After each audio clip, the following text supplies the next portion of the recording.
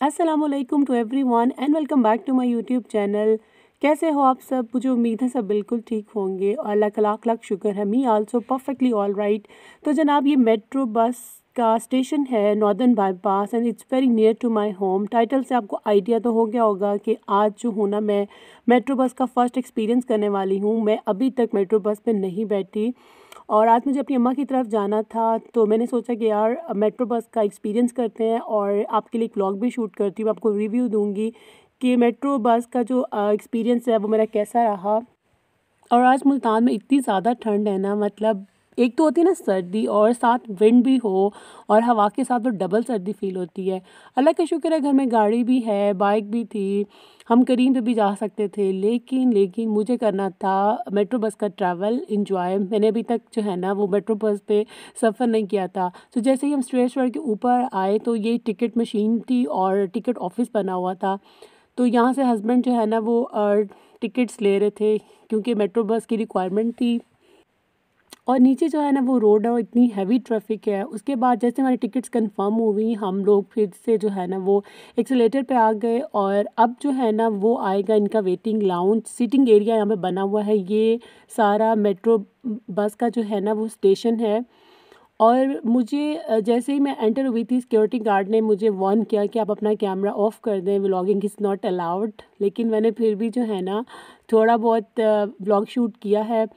लेकिन दोबारा से मुझे उन्होंने वार्न किया कि यहाँ पे आप फ़ोटोग्राफ़ी जो है ना वो नहीं कर सकती हैं।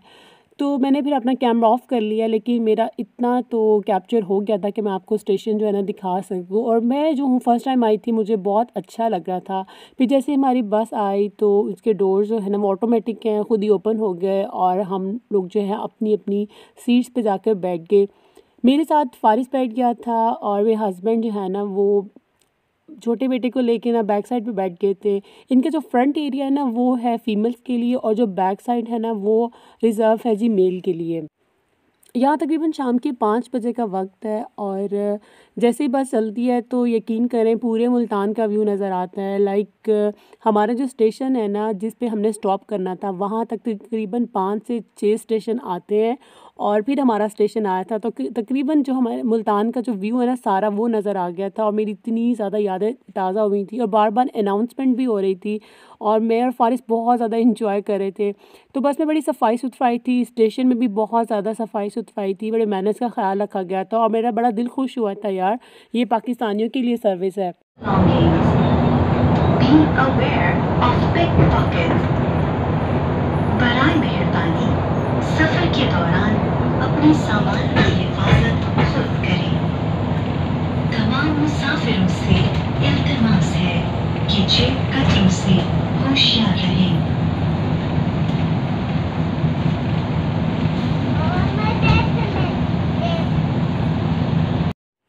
और मेट्रो बस पे बैठते ही मेरी यूनिवर्सिटी की यादें ताज़ा हो गई और मैं माज़ी में खो गई। यकीन करें मुझे लग रहा था कि जैसे मैं अनमैरिड हूँ और मेरे हाथ में यूनिवर्सिटी बैग है, नोट्स हैं और मुझे मेरे अभी फ़ादर की कॉल आएगी कि तुम कहाँ पहुँची हो, तुम्हारा स्टॉप आया नहीं आया।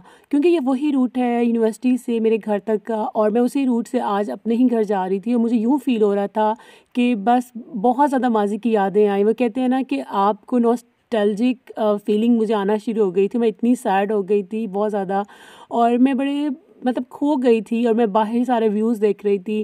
फिर जिस भी स्टेशन पे वो बस रुकती थी, फिर डोर्स ओपन होते थे, तब मुझे फ़ारिस थोड़ा-सा इंटरप्ट करता था, बहुत खुश होता था और फिर मैं दोबारा खो जाती थी और मुझे इतनी ज़्यादा यूनिवर्सिटी की यादें आई। क्योंकि जब मैं यूनिवर्सिटी गोइंग थी ना, तो ये मेट्रो बस बनना स्टार्ट हुई थी और मैं सोचती थी कि यार नेक्स्ट सेमेस्टर जो होगा ना, हम मेट्रो बस पे आया जाया करेंगे। लेकिन फिर कुछ हुआ यूँ कि मेरे ऐसे ही 3 साल गुज़र गए और मेट्रो बस की जो सर्विस है ना, वो मेरी शादी के बाद जो है ना वो स्टार्ट हुई थी। और अब तो शादी को भी माशाल्लाह मेरे 4 साल हो जाएंगे इस मार्च में और इस सर्विस को भी तकरीबन 2.5 साल हो गए हैं। और मैं जो हूँ वो फर्स्ट टाइम बैठी थी तो मुझे बहुत मतलब अच्छा लगा था। इनकी मेंटेनेंस, इनकी cleaning, everything was very good और अच्छी सर्विस है ये। इसको यूज़ करना चाहिए अगर आपके पास कन्वेंस नहीं है और आपको कहीं आना जाना है तो आप इसको यूज़ कर सकते हैं। तो मुझे इतनी ज़्यादा यूनिवर्सिटी की यादें आ रही थी और यकीन करें मुझे इतना रोना भी आ रहा था। मुझे अपनी यूनिवर्सिटी फ़ेलोज़ और वहाँ पे बैठना, वही टाइमिंग, क्योंकि मेरी जो है ना वो सिर्फ़ सैटरडे संडे क्लास होती थी। तो दूर मुझे पड़ती थी यूनिवर्सिटी, लेकिन जब अब आप बस में बैठते हैं ना तो आपको बहुत मज़े की फ़ीलिंग आती है, क्योंकि वहाँ पे खड़े होना, बस का इंतज़ार करना बहुत बुरा लगता है। लेकिन जब बस आ जाती थी ना, फिर मैं रिलैक्स होकर सीट पे बैठ जाती थी और बस अभी होता था कि सुकून है, अपना स्टॉप आएगा तो मैं उतर जाऊँगी। तो ये सारा वही रूट था और वही शाम का टाइम था और वैसे ही संडे का दिन था। मुझे लग रहा था कि हर चीज़ सिमिलर है, मतलब आज से 4-5 साल पहले मैं पीछे चली गई थी बिल्कुल। इस सफ़र ने मुझे इतना ज़्यादा उदास कर दिया था, ट्रस्ट में मेरी रोने वाली कैफ़ियत हो गई थी और मुझे बहुत ज़्यादा अपनी यूनिवर्सिटी लाइफ़, अपनी अनमैरिड लाइफ़ याद आ रही थी और कराची वाली सिस्टर जिनके साथ मेरा लास्ट 2-3 साल गुज़रे हैं, वो भी मुझे बहुत ज़्यादा याद आई।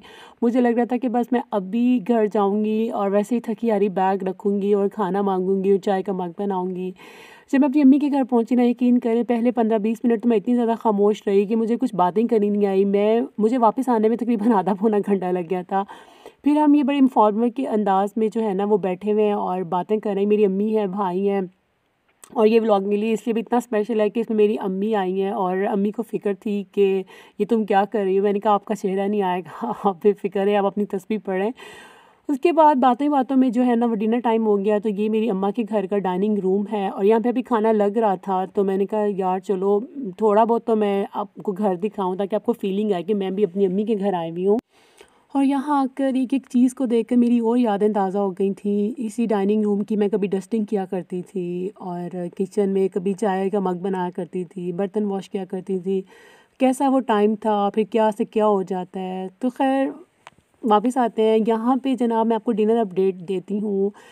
डिनर में था चिकन टिक्का पीस विद नान और चिकन रेशमी कबाब थे, साथ कोल्ड ड्रिंक, रायता और देसी चिकन की जो है ना वो कढ़ाई बनाई हुई थी, वो भी बहुत टेस्टी थी। मज़ा आया, हमने आराम से खाना खाया और खाने के बाद जनाब फिर मैं अम्मी की तरफ बैठी रही 2-3 घंटे और फिर हमने चाय शाय पी। लेकिन तब जब 10 साढ़े 10 बज गए तो बस हमने सोचा कि अब घर चलते हैं। आए तो मेट्रो पे थे, लेकिन भाई ने जो है ना वो फिर ड्रॉप कर दिया था। एक ही शहर में मेक और ससुराल का ये बहुत फ़ायदा होता है कि आप थोड़ी देर के लिए सही आप मिलने जा सकते हैं और आप आराम से रात को अपने घर आके वापस सो सकते हैं और पैकिंग की भी कोई टेंशन नहीं होती है कि आप लगेज बैग उठाएं और तैयारी शारी करें फिर आप जाएं। आप चाहें तो 1 घंटे के लिए भी अपनी अम्मी की तरफ जा सकते हैं, उनसे मुलाकात करके वापस आ सकते हैं। लेकिन जब मैं वापस आ रही होती हूँ ना तो यकीन करें सिर्फ अपनी अम्मी का जो चेहरा है ना वो देख कर बहुत ज़्यादा उदासी होती है, क्योंकि वो मतलब अभी हम गुड बाय कह रहे होते हैं तो वो पूछ लेती हैं नेक्स्ट कि अब तुम कब आओगी। तो यकीन करें इतना दिल सैड होता है ना उन्हें बताते हुए। ज़ाहिर है अब जल्दी-जल्दी भी चक्कर नहीं लगता क्योंकि ठंड है, बच्चे हैं छोटे-छोटे, लेकिन वो उसी टाइम जो है ना वो वेट उनका स्टार्ट हो जाता है कि तुम नेक्स्ट कब आओगे। और मेरी अम्मी को डेट भी याद होती है कि तुम इस डेट को आई थी, तुम्हें इतने दिन हो गए हैं। और बहुत दुःख होता है यार, ये जो माँ और बेटी का रिश्ता है ना, ये शादी के बाद पता चलता है माएँ कितनी अकेली हो जाती हैं जब सब बेटियों को ब्याह लेती हैं। और इसी तरह मेरी अम्मी भी बहुत ज़्यादा तन्हाई काट रही हैं और बस आप सब दुआ कीजिएगा मेरी अम्मी के लिए, अल्लाह पाक उन्हें सेहत दे दे और वो चलने लग जाएँ। Falling stars, but still I see you. Sweet escape, a lovely start, but letting go's the hardest part. Swimming in this deep, deep blue.